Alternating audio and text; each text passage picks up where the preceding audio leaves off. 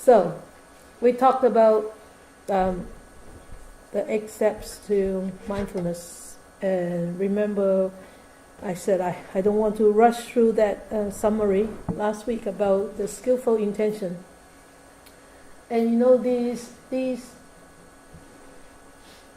3 skillful intentions counteract the 3 unskillful intentions of desire, ill will, and harmfulness, right? So we have to constantly reflect upon ourselves, the unwholesome thoughts, and to understand ourselves, continuously and thoroughly. Why am I complaining? Why am I angry with him? Why is he angry with me? How can I implement the samadhi, or the concentration that we develop by sitting on a cushion? How can we implement it and integrate it into our life when we are walking on the road, or when we are communicating with people, or when we are dealing with difficult situations? How can we be mindful? How can we be equanimous? How can we be balanced? How can we be less reactive? And so we do have to constantly remind ourselves, and that integration is the most important. Because without that integration, you are just sitting there, trying to develop this samadhi, and when in the outside world you go crazy reacting. So what's the point of practicing? What's the point of sitting on the cushion? What's the point of coming to the Dharma class? There's no point doing that. A waste of time, isn't it? And waste of life. And the time is for you to actually cultivate and progress and improve and correct yourself. And also to lessen the burden, lessen all the baggages that we have been carrying on for lifetimes. Right? And I don't know whether you still recall the story I told you about 2 weeks ago about this friend of mine, being so angry that people lie and accuse him. And he was still angry, but less angry now. He started to see what I've been trying to put into his head is, there must be a cause that these things arises at this time. There must be a connection between you and that person. Otherwise, why would he accuse you and not accuse other people? Why? There must be a reason, right? There's so many people around him, and why he just pick you up? He's just accuse you. There must be a reason. But because we do not understand this whole thing of law of cause and effect, and we were not taught that way. And even though we are taught that way, but we have a habit pattern of seeing things just on the apparent truth, the surface truth. Oh, this is what it is. He accused me, he abused me, he struck me, he hit me, whatever, That's just the apparent truth. But why would he pick on you? So you start to reflect on yourself, and you start to remember all these knowledges that you have picked up by learning the Dharma. And say, oh, that is why. And there is this awakened moment. It's, oh, aha, yes. Now I see the sky opening, and all these grief, all this grudge would start to dissolve, because you see the past causes, and there is nobody to blame, not even yourself to blame. It's just circumstances that arise that you have developed that connection. Okay, how can I resolve that? Then you start to look for solutions from a different point of view, rather than sticking on to the whole old point of view, and rather than just believing that this is the truth. There is, such a deep truth, deeper meaning of the truth. That's the ultimate truth, is you start to see the connection, and also you start to come out of that attachment. Once you start to be so stubbornly attached, the whole thing will continue to churn in your head, around your eyes, in your ears, around you, everywhere. And you will never be able to come out. So if you are so angry with somebody else, or if somebody has, done something wrong to you, and if that person is still hurting you right now, then you check on yourself, who is hurting me? That person is long gone. He may have disappeared from this life, or even from earth. He may have disappeared on earth already. So who is hurting you? You yourself, your own emotions are hurting you. Okay? And you allow that emotions, you allow those memories from that incident to continuously hurting you, because we don't understand this truth. We only see the apparent truth. We don't understand that there is a deeper meaning to that relationship. Okay, so practicing skillful, intention is so important, because you have to continuously check yourself, and continuously be aware, and continuously try to develop a more wholesome intention, so that all the physical and the verbal expressions would be wholesome, would be skillful. It is not easily, because that old habit pattern is so stubbornly attached in there. It's not easy, but it doesn't mean it's impossible. It is definitely possible, but it's just take some time. Okay, so remember that wholesome that wholesome intention has to be continuously generated, moment to moment. Though I always stress that moment to moment, moment by moment. But don't be disappointed with yourself if one moment you lost that awareness, and you go so like this. Accept yourself the way you are at that moment. Oh God, I lost the awareness. I lost, and I've completely reacted. And then you come back, smilingly come back. Otherwise, if you don't, then you actually start to multiply the negativity that you reacted to. All right, you start to multiply new negativity to the old negativity. So you're actually multiplying your garbage. You're not emptying it out. Okay, so remember that mindfulness of skillful intention, and it can definitely help us to minimize and eventually eliminate the anger, the ill will, the hatred, the animosity. But it's a tedious, long path. Okay, and it's not easy.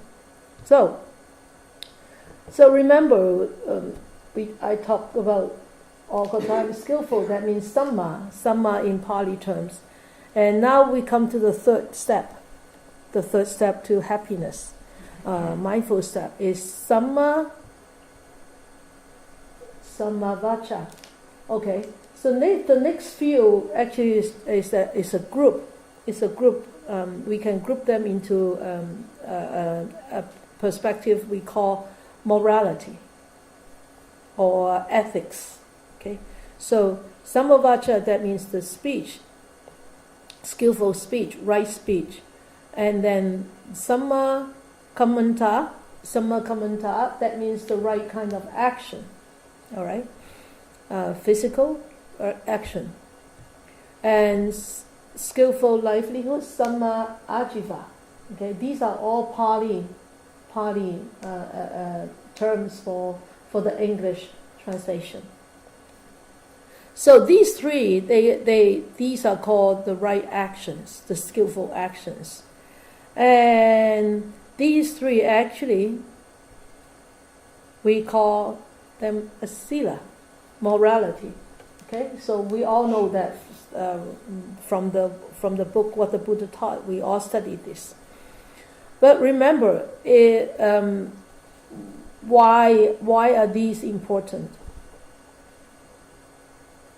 You all know that. You all should know that. Why are these important? Foundation? Okay, foundation for what? The right path. Okay, foundation for the right path? Okay, the right path. What do you mean by the right path?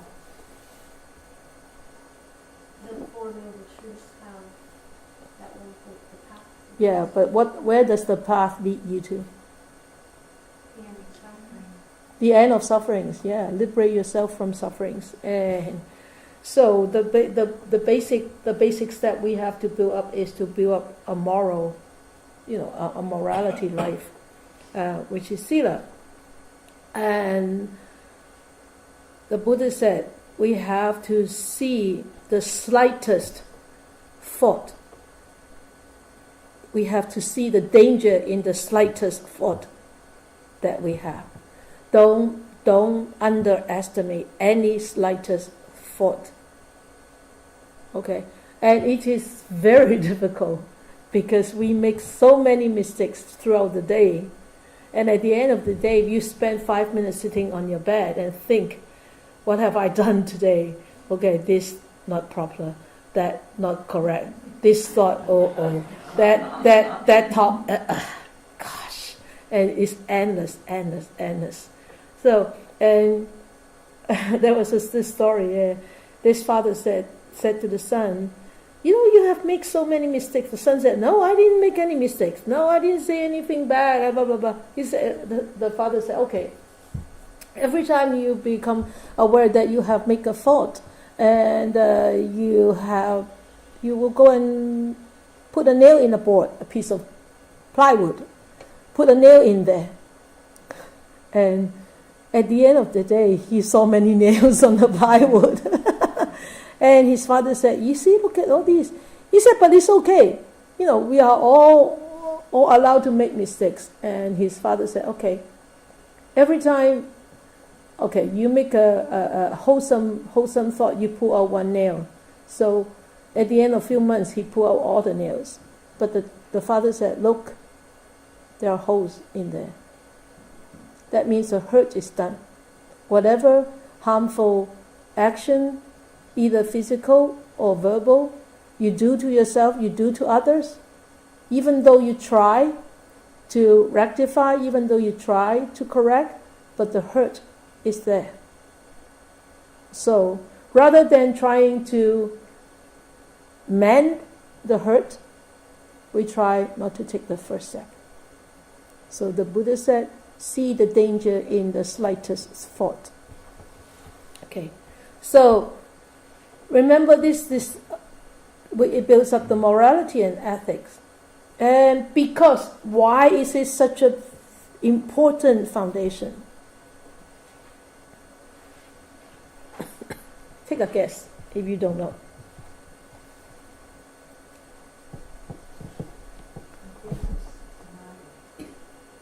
Why is it important? Why is the foundation important? It's true.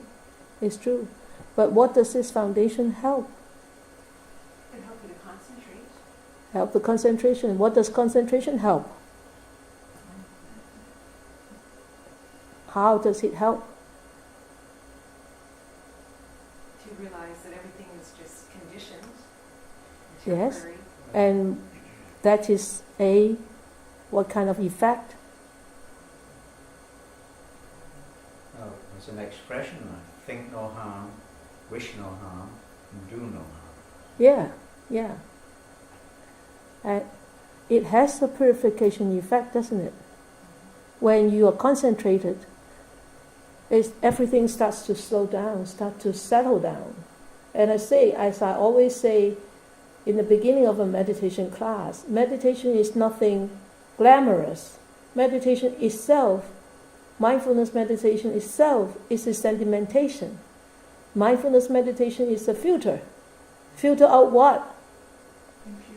Impurities, right. So why do we need this strong foundation? Because we need to do a lot of filtering work. Without this concentration, without this samadhi, the filter cannot be done. Because if you keep shaking up that mind is always agitated.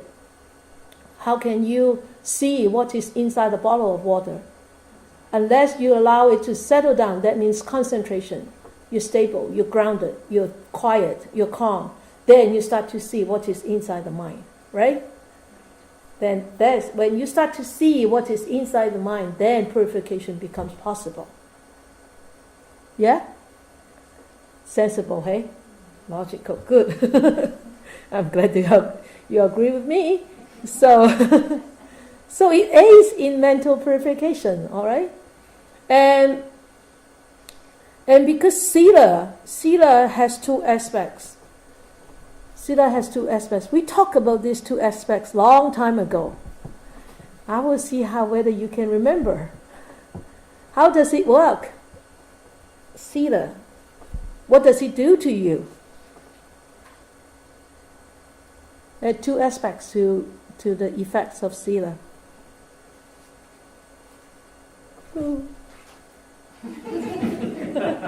Yes, Sue? Well, I don't know if this is what you're looking for. Okay.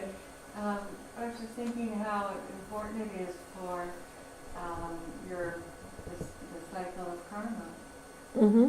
Because if you do any of these things and generate harm or any of those things, the flip side of that is increasing your Karma, the unskillful karma. So that means you try to avoid doing that, right? Great, very good. Even though you make a big thing of what I'm going to say, just to 2 words. But that's good. That's a good interpretation. The first is you avoid, right? Avoidance, right? You avoid to do unskillful actions, unskillful speech, and then you abstain from from speaking. Is avoidance the same as abstinence?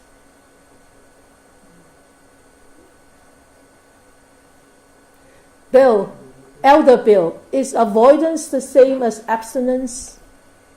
I don't know, really. I haven't thought about it. I haven't got a clue. That's a very British saying. I haven't got a clue. Avoidance is different than abstinence. In what? Because you can avoid something, like walk around it and not acknowledge that Not it's paying there. any attention. Abstinence, you actually intentionally trying You've to. actually seen it and you have chosen Yes, not to. yes. It's a commitment, right? Yeah. Abstinence is a commitment, whereas this avoidance is, you avoid from seeing it, or you try to evade it or whatever.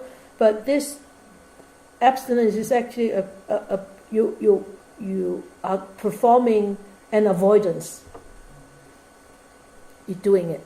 You're actually commitment. Yes. I'm trying to think of an example. Yeah. So avoiding would be not buying the chocolate, but abstinence would be having Not eating the at home chocolate. and seeing it and not eating it. Exactly. Wow, very good. So you don't have to buy chocolate anymore. You can still buy chocolate, Cock. She will abstain from taking the chocolate. It's a very dicey business, though, with dealing with someone who has moods, because giving a person space is often interpreted by that person as ignoring them, and ignoring them, of course, means being affronted. Oh. It's a difficult thing to deal with. Well, you give in the back of your mind, that intention is a wholesome intention, but it's just not being appreciated by the other party. So it's not your part. It's not your fault. So don't take it hard. Don't have hard feeling. As long as you have tried your best, giving that space with such a skillful intention, you've done your part. Right? Remember Ajahn Brahm said, "You are a pig." Remember he said that? If you check yourself, I'm really not a pig. So he's not actually calling you. He's calling somebody a pig. He's probably calling himself a pig. So, so that's very important. The intention is so very important.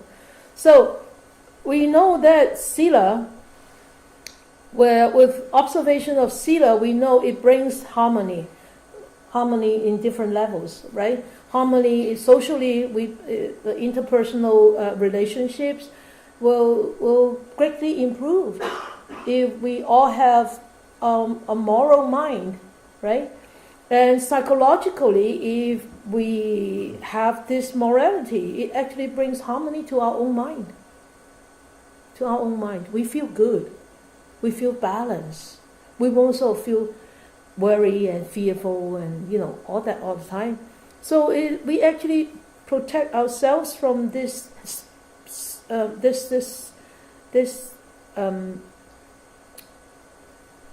having this inner guilt or remorse multiplying itself. Okay, and also karmically, in the karma sense, we actually we develop a harmony with the cosmic world around us.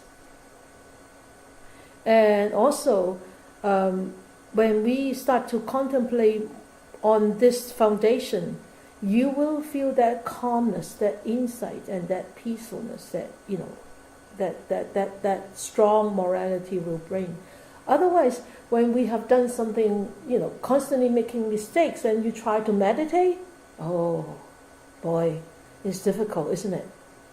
I mean, even little mistake, and then you meditate, it becomes so big. It's like, oh, I have made such a big mistake, or I have said such a bad thing. When you start to meditate, it actually allows you to, sink into that quietness much faster. If the morality is strong and the foundation is really sturdy and strong, okay.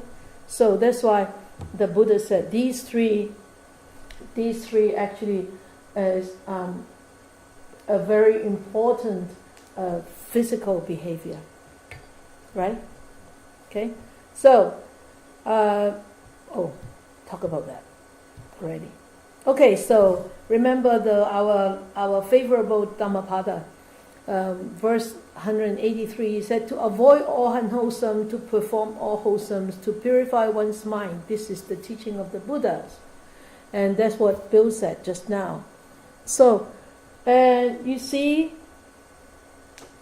to avoid all unwholesome, to perform all this, to purify one's mind by being very reflective, contemplative, and mindful, and equanimous. And this is the teaching of the Buddhas. It's not the Buddha, it's the Buddhas. This is the teaching of all the past Buddhas. Every Buddha would teach this, not just Sakyamuni Buddha. Every Buddhist will teach this. Because why? Because the Buddha's teaching is you learn the Dharma, you walk on this path, you benefit yourself. The Dharma will benefit you because you practice the Dharma, you benefit yourself from the Dharma. And because you benefit yourself, you change yourself, you correct yourself, and you exemplify the Dharma. And people seeing your example, people will come and talk to you, look up to you, come and share with you, learn from you, and that person will benefit from the Dhamma. So you benefit yourself by walking on the path, and then you benefit others by exemplifying the Dhamma. So you actually,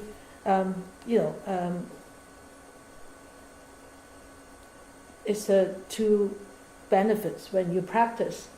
So this is always true. Whether the Buddha is among us or he's not here, whether he actually came as and become enlightened, whether he was here or not, is still the teachings of all the past saints and sages. Okay, so this is and when we try to practice the wholesomeness, you know what, we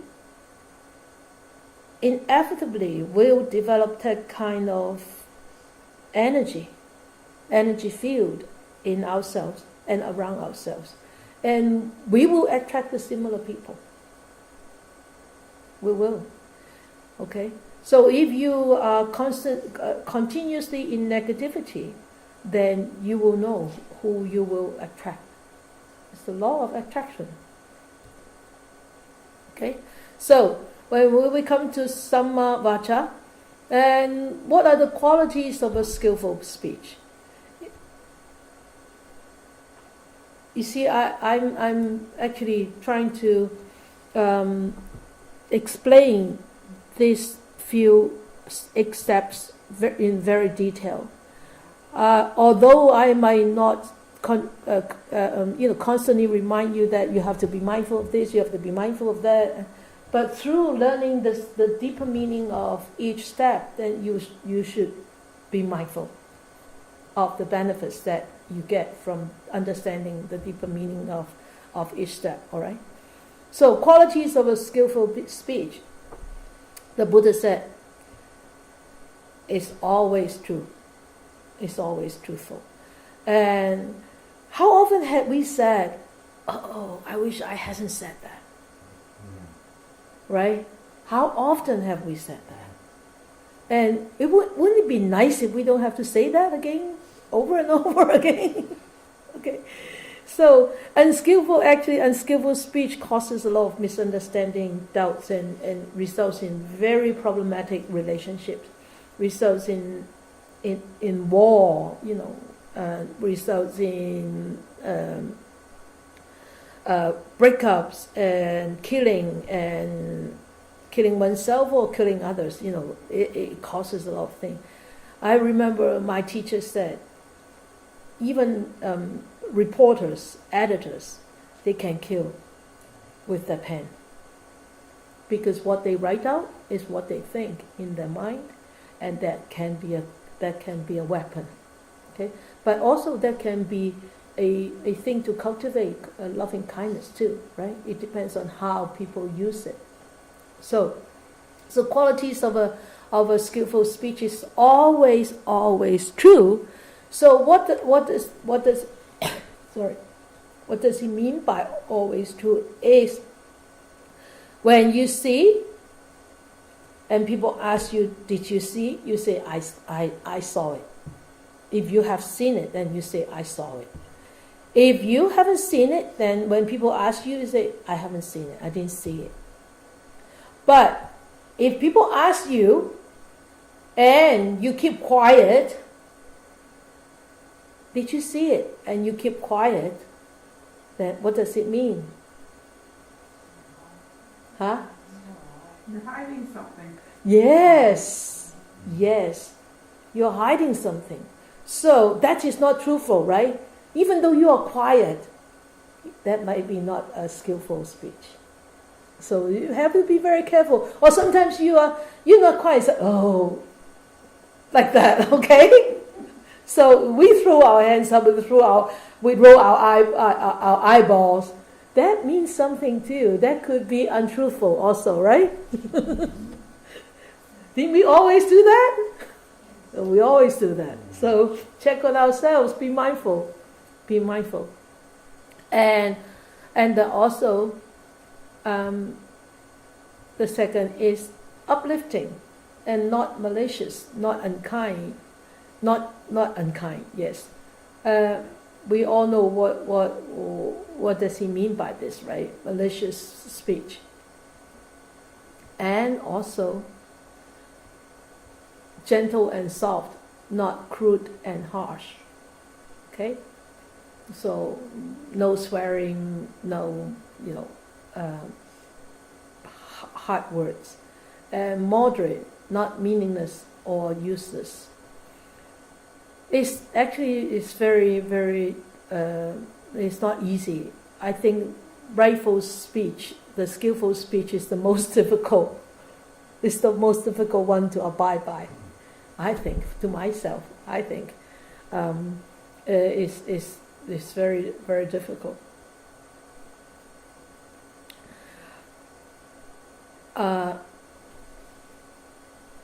In the old days, during the Buddha's time, there was this king. He had an elephant, and elephants are a very precious animal in India at that time, right?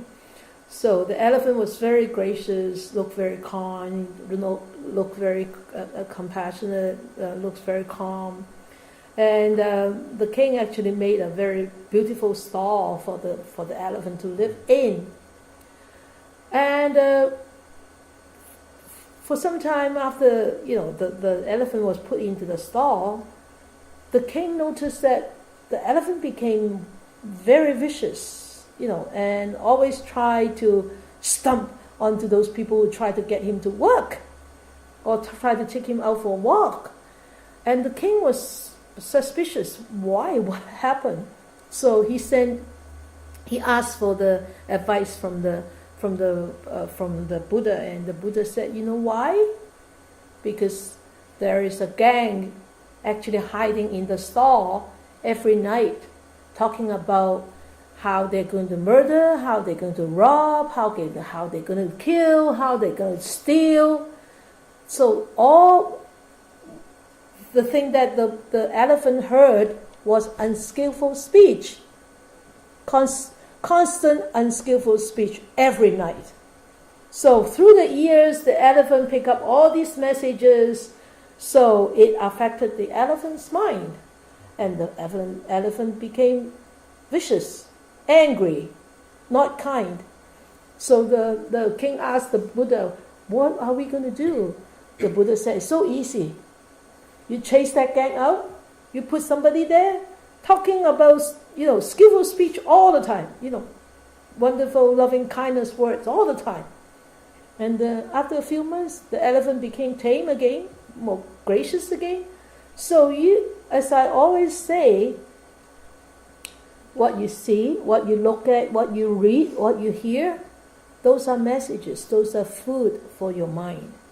But we don't realize that until we actually sit down and quiet that body and to allow ourselves to understand our mind. We say, oh, how come this came out from in my mind?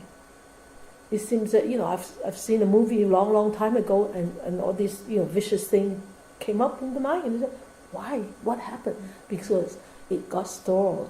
It got put away into the storage, in the big storage in your mind. This is infinite storage here. How many T's? 1 T, 2 T, or 1 gig, 2 gig?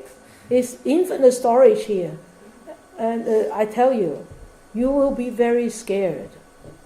You'll be very scared how much we can store in there. And actually, I think some of you who have counseling experiences, when you counsel people or when you talk with people, their memories from their childhood or the memories from their past experiences actually could mold a person's personality and create a very, very unskillful personality, right? So why? Because of all that experiences get stored away into the mind and constantly influence the mind. So it's not easy. Okay? So moderate. So he said by always truthful, he said that means lying is disruptive. Lying actually, because if we need to be friends, we need to have trust between us, right? And if we to be good family members, we need to have trust. Otherwise, we will be constantly in turmoil and in anger, in ill will, and a speech would be very, very unskillful, very angry speech. So on a personal level, if we lie once, and we know, oh, I lie, what am I going to do? We're trying to find another thing to cover up the lie. And so it depends how many lids do you have and how many bottles do you have. Sometimes you forget which bottle, which lid, and you get used to it because you tend to cover up. Then, one day, this personality becomes a natural personality. This lying becomes a natural thing. It just comes out. and you don't even know that you have lied, or you don't even know that you have said untruthful things. You don't even know because it's become so natural, right? So one has to be very, very mindful, very, very, very, very careful. So the Buddha said, we never lie. And the Buddha, Buddha has a son, right? And his name is Rahula, and he became a monk. And one day, Rahula came to see the Buddha, and there was the Buddha's alms bowl there, with a little bit of water in there. And the Buddha said, Rahula, did you see this, what is in the bowl? Rahula said, oh, there's little water in there. And the Buddha said, yes, a bowl with little water in it is just like the spiritual achievement of one who is not afraid to speak a deliberate lie. You know what that means, right? A bowl with little water in it, that means that one who is not afraid, that means one who speaks a deliberate lie all the time, he only has very little spiritual achievement. Just like the little water in the bowl. Okay? So, and the Rahula said, oh, now I understand. Then the Buddha threw away the water. And the Buddha said, Rahula, is there any water in the bowl? No. The Buddha said, now the water has been discarded. This is the same way one who tells a deliberate lie discards whatever spiritual achievement that he has already made in the past. Okay? Understand? So he threw away the water. That means he threw away the spiritual achievement when he made a deliberate lie. Then the Buddha turned the bowl upside down. Oh no, not yet. He said, this empty bowl, not yet. He said, this empty bowl is the same way one who has no shame is in speaking a lie.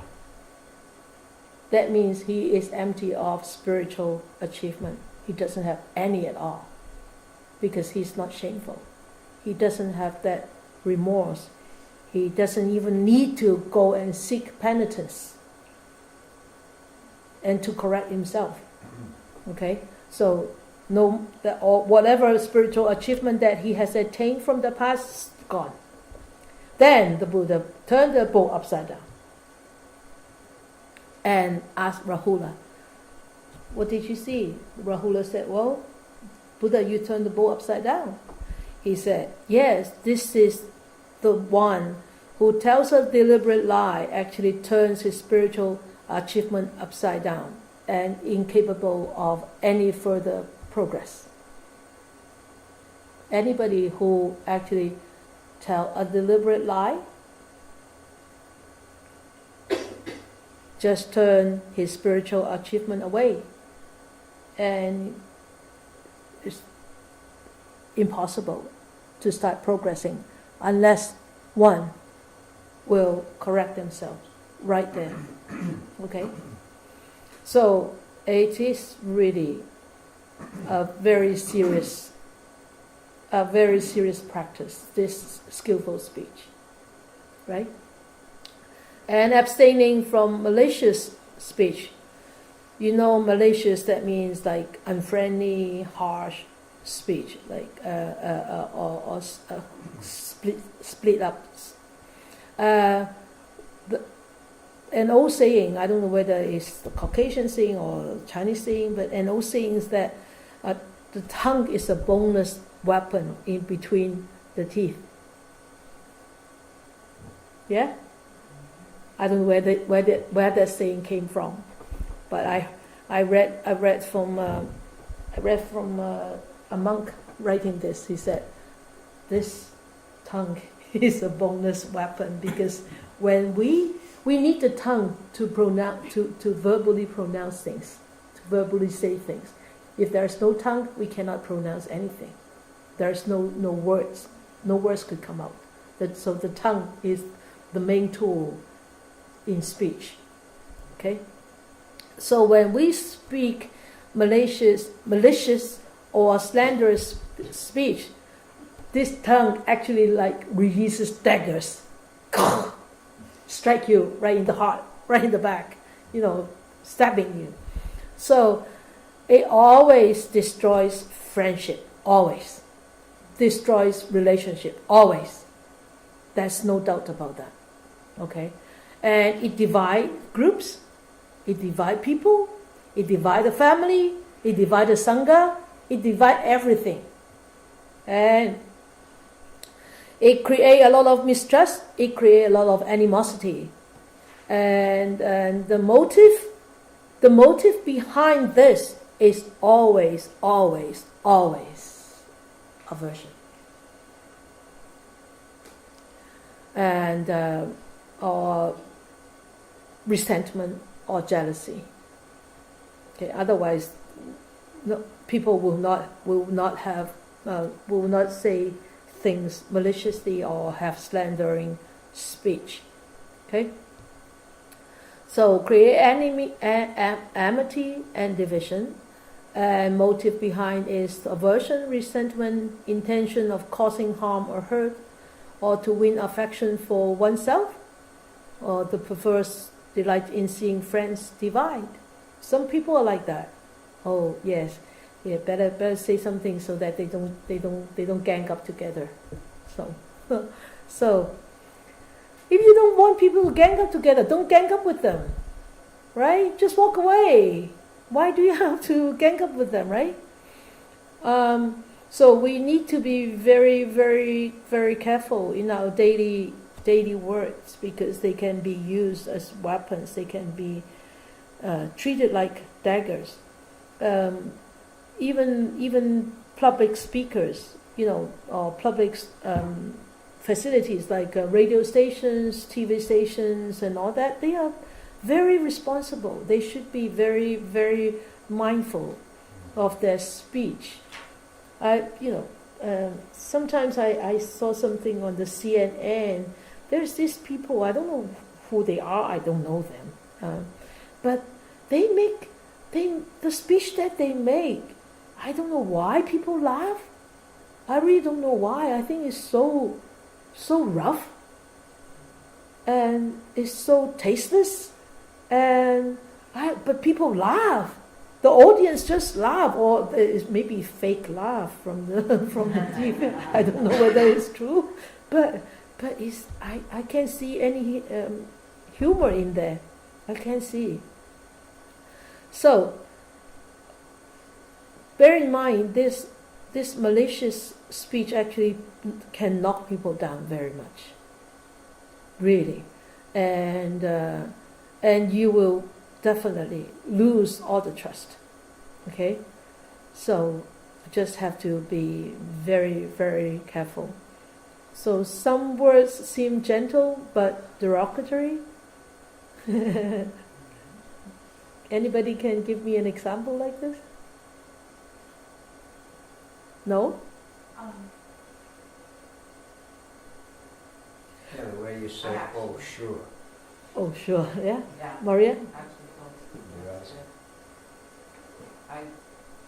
You know what? It's gone. Oh, okay, all right, it's gone, okay. You know what? Some is sort of like there is a back meaning in somebody's speech. It's not nice. Like, okay, maybe at this age we should dress up more decently. I And think it's any sentence that has a double meaning. yes, and that double meaning is not a good meaning. So that's so skillful speech. That means we pay attention to the words we speak, to the tone, how we speak them. The Buddha said the opposite of slander is a speech that actually can promote friendship and harmony, and can bring trust to a group. Such speech always arises out of loving kindness and and also empathy. Without loving kindness and empathy, nobody can actually speak like that. Okay, so the Buddha reminds us that our words can heal somebody. Also, it can kill somebody. All right, so the art of talking, the art of speech is very, very important. Okay, and then abstaining from harsh speech. So speak softly. There is a song, right? Old song. Maybe not too old. My age. Speak softly. Okay, so he said he avoids harsh language and abstains from it. He speaks. Sorry, I changed the font and it seems to be so small. Can you see from the back? Yes. Oh, all right. He speaks such words as are gentle, soothing to the ear, loving, such words as go to the heart and are courteous, friendly, and agreeable to many. Okay, so these harsh speech actually take on three forms. One form is scolding, angry with bitter words, and insulting, and the third is sarcastic. Sarcastic could also be unskillful. Okay, three forms: scolding, hurting, insulting, and the third one is sarcastic. So where does that harsh speech stem from? Oh, sorry. Actually, harsh speech comes from aversion. If there is no anger, if there is no animosity, if there is no aversion, hardly anybody can speak harshly. All right? So, and what is the antidote to harsh speech? What do you think? If you're angry, that means you are very angry. Nasty. If you're angry, that means you're very angry. It's the expression, gentle speech turns away wrath. Turns away wrath. Yeah. Yes. Sometimes a lot of anger come from anxiety, or sometimes a lot of anger comes from impatience. Impatience, the loss of patience. Then you sort of rush through it and then okay. So the antidote is actually developing patience, and more awareness. When you speak, and speak slowly, more mindfully, then the words come out to be more right than wrong. Okay? So soft words are sincere words. Remember that. So this is the most difficult part. Idle chatter. Don't we all do idle chattering? He said he avoids idle chatter and abstains from it. He speaks at the right time, you see? Right time, in accordance with facts. Speaks what is useful. Speaks of the Dharma and the discipline. His speech is like a treasure uttered at the right moment, and accompanied by reason, moderate and full of sense. That's what the Buddha said. Maria said, "Ooh." I'm just thinking about what I told you earlier. Yeah, But yeah. So idle speech is actually pointless, meaningless talks, lack purpose or depth, and it's really no meaning, and it's just like spending time, you're killing time. So that's why people say, I'm so busy, because they sit at Starbucks for 2 hours, idle chatter. Or get on the phone or go on FaceTime, idle chatter. And so that's kind of pointless, right? And you're actually talking to a machine. Oh, by the way, talking to a machine, you'll be seeing me in the machine when I go away. We actually successfully tested out this FaceTime or Skype, so when I go away, and I can still teach on Tuesday night. Oh, cool. Cool, eh? So you don't need to see the fat monk anymore. Though I know that you all love him so much, but his videos tapes are also exhausted by me going away so often.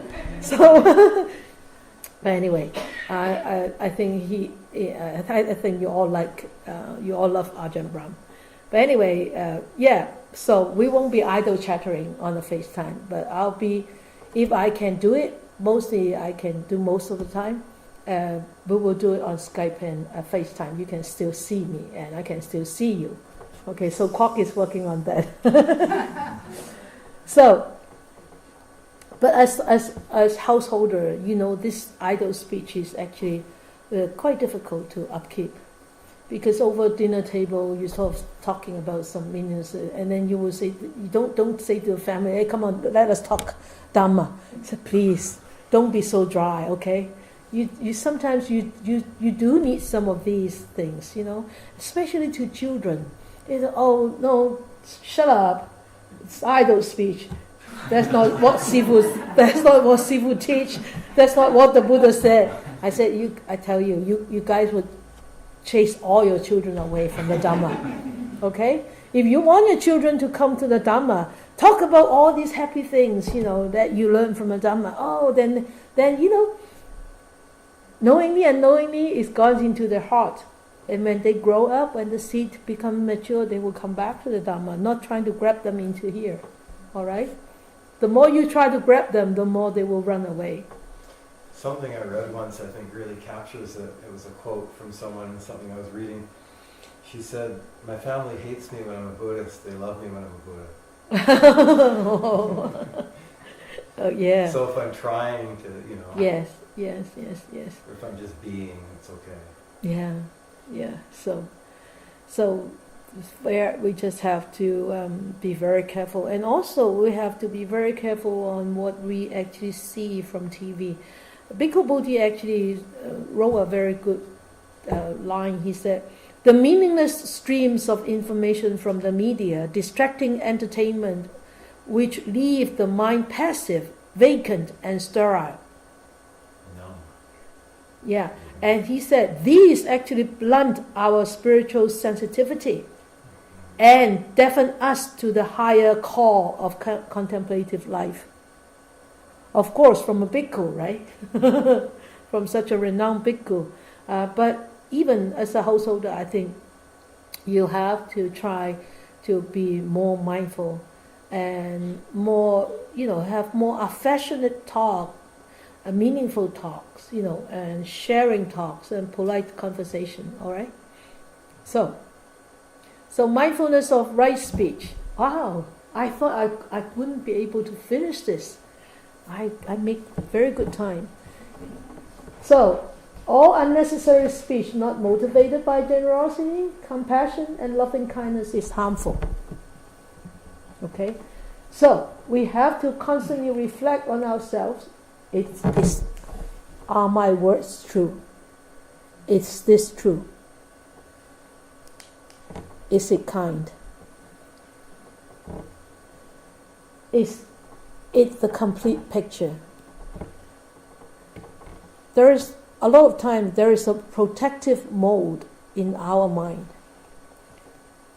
Among the whole picture, we will just talk about this little patch here, and we ignore the rest. We may have make a big mistake, but we ignore that big thing, and we only take out that part and talk about that part. Be very careful. Is this the complete picture? Is this beneficial? Does it bring benefit to you? Does it bring benefit to others? Does it bring benefit to the group, to the Sangha, to the community, to the society, to the world? Does it harm anyone? Does it harm yourself? Does it harm anybody else? Okay? Is it the right time to do it? Is it the right time to say it? If it is not the right time, don't say it. Because it could make a big difference if you pick out the right time. And how could you pick out the right time? It's a big thing with wisdom. You have to be very wise in order to pick out the right time. Okay? So, mindfulness of Samma Vacha, the right speech. Alright? Good.